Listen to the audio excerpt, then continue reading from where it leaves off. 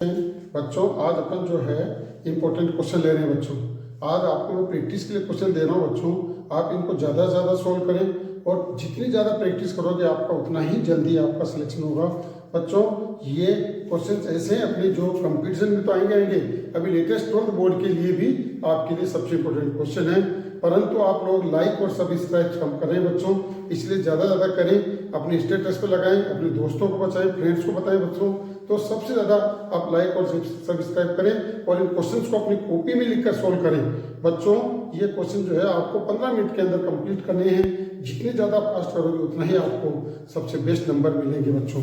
तो देखिए बच्चों आज क्या topic practice question, special question है बच्चों, बट लेकिन उसमें प्रैक्टिस क्वेश्चन है जो 12th बोर्ड में काम नहीं आएंगे, लेकिन जीमेंस एनडीए और ऑल कंपटीशन में आपके पास काम आएंगे बच्चों। तो आप ज़्यादा ज़्यादा इनको प्रैक्टिस करें। तो पहला क्वेश्चन है बच्चों, इफ ए बराबर 400 then find value of A disjoint से का डिटरमिनेंट्स। तो बच्चों आप इसका डिस्जॉइंट से याद करने की जरूरत नहीं है, आपको पता है ए डिस्जॉइंट से बराबर क्या होता है बच्चों, इसका फॉर्मूला होता है बच्चों ए की पावर n की n-1। तो देखो बच्चों यहाँ पर ऑर्डर 3 है, तो 3 ऑर्डर है, तो आप इसकी वैल्यू कैसे करेंगे, 4 0 0 0 0 j 4 0 0 4, तो 4 चौक 16 16 चौक 64 64 का स्क्वायर, ये आ जाएगा बच्चों आपके पास। तो इस तरह से अपन प्रैक्टिस करेंगे। पहले वाले वीडियो में मैंने आपको बता रखा है बच्चों, इसलिए आप ज्यादा ज्यादा इसकी प्रैक्टिस करें। पहले वाले वीडियो को देखें जिसमें मैट्रिक्स मैंने पढ़ा रखी है, उस मैट्रिक्स में डिटरमिनेंट में चीजें बता रखी है और मैंने प्रैक्टिस क्वेश्चन डाल रखे हैं बच्चों, उसमें भी आपको बता रखा है। तो बच्चों इस तरह से इसमें यूज होगा। ये बोर्ड का पैटर्न है बच्चों, जीमेंस का, एनडीए का, एसएससी का, जो भी आप कंप्लीट देंगे सबका बच्चों। तो इस तरह से इसका आंसर आएगा बच्चों, है ना, जितनी ऑर्डर की है। चलिए नेक्स्ट, अब इसका इंटीग्रेशन करना है बच्चों। कैसे करोगे आपको पता है, ए क्यूब प्लस बी क्यूब का फॉर्मूला क्या होता है, x plus 1 x square minus x plus 1। तो देखो बच्चों नीचे वाला कट जाएगा, इन दोनों को मल्टीप्लाई कर लो और इसका इंटीग्रेशन कर लीजिए बच्चों। इस तरह से अपने को करना है, ठीक है। तो इस तरह से आपको प्रैक्टिस करनी है बच्चों। Next 1 minus 10x upon 1 plus 10x है बच्चों। कितना इजी क्वेश्चन है, अगर आपको फॉर्मूला याद है तब तो आप क्या करेंगे बच्चों, इसके अंदर आप लिखेंगे इसे 10 पाई बाय 4 माइनस एक्स और आप इसका इंटीग्रेशन करो, डायरेक्ट फॉर्मूला लगाइए।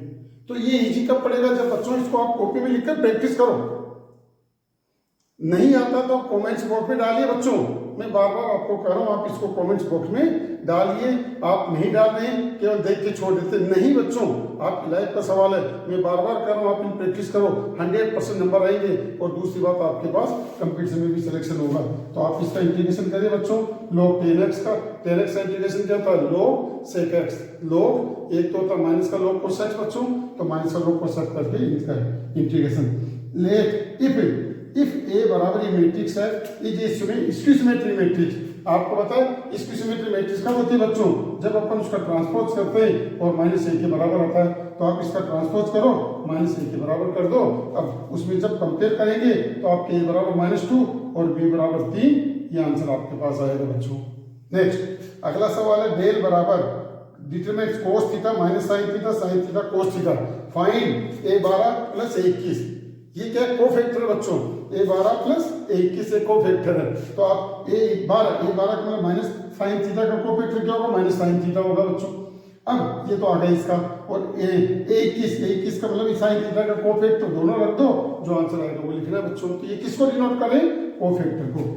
नेक्स्ट अगला क्वेश्चन देखो, कितने अच्छे अच्छे क्वेश्चन है बच्चों, बोर्ड के क्वेश्चन नहीं है, पिछले 50 साल के बोर्ड के बुक के पेपर के सवाल है। CBSE board, RBC board, ICSE board, जो भी आपके पास बोर्ड है, अदर बोर्ड, ऑल बोर्ड है, एनडीए के, जीमेंस के, सभी क्वेश्चन है बच्चों। इसीलिए ध्यान रखिए क्या है question, D by D X F X G X, इसका डेरिवेटिव ये है बच्चों।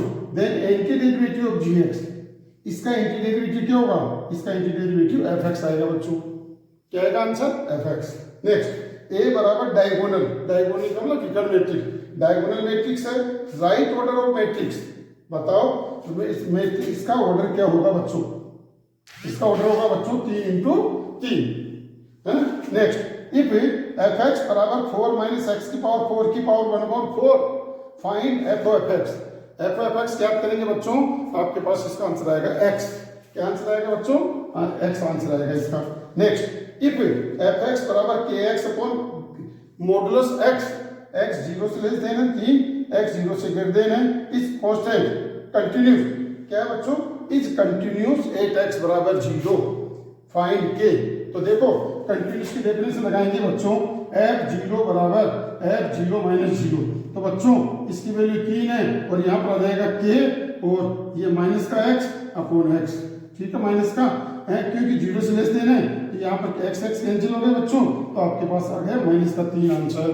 क्या गया इसका आंसर, के बराबर -3 आंसर। डेफिनेशन लगाई बच्चों, पहले भी बता रखा मैंने आपको, ठीक है।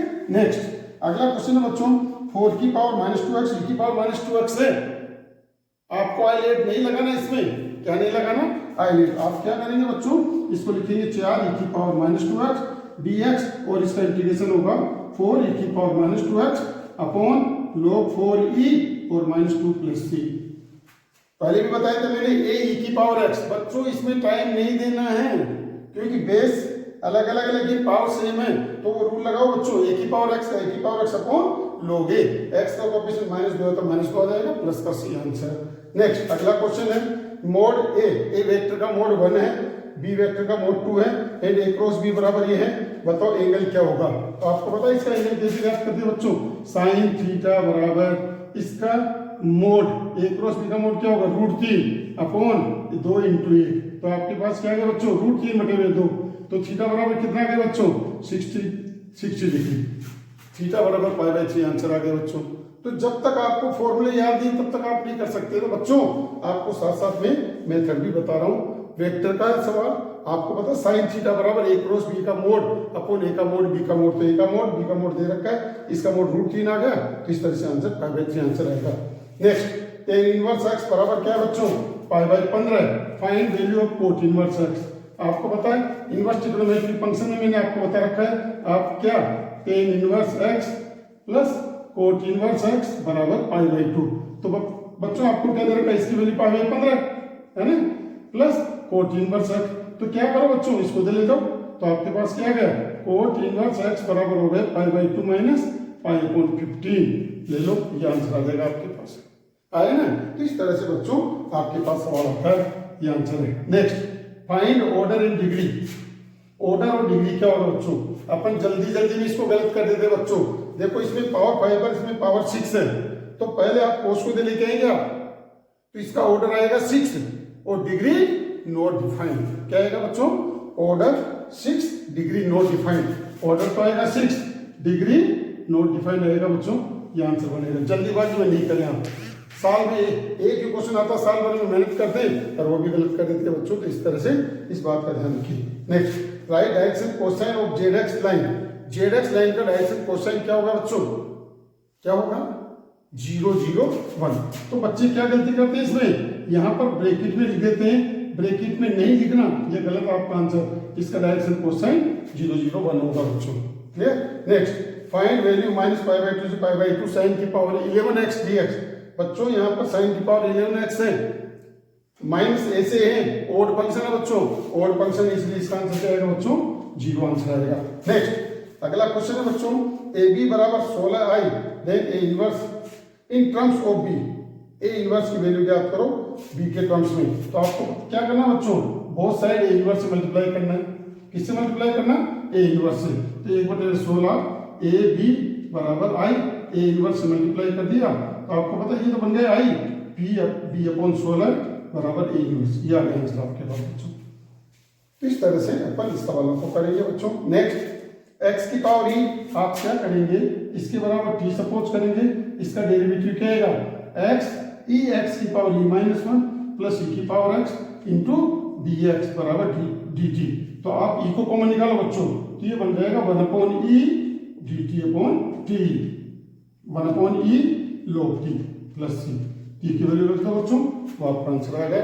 और इसके अंदर e की पावर ax प्लस b का फॉर्मूला रखेगा, तो क्या है, e की power 3 - 4x upon -4 plus c। इस तरह से बच्चों इन सवालों को आपको अपनी कॉपी में लिखना है, समझ रहे हो, और कॉपी में लिखकर फिर इसके सवालों को करिए, आंसर निकालिए। फिर भी आपको कोई दिक्कत आती है कमेंट्स बॉक्स में डालिए। ज्यादा से ज्यादा आप करेंगे उतने आपको ज्यादा बेनिफिट मिलेगा, पास्ट मिलेगा। इसलिए बच्चों ये इंपॉर्टेंट सवाल है जो बोर्ड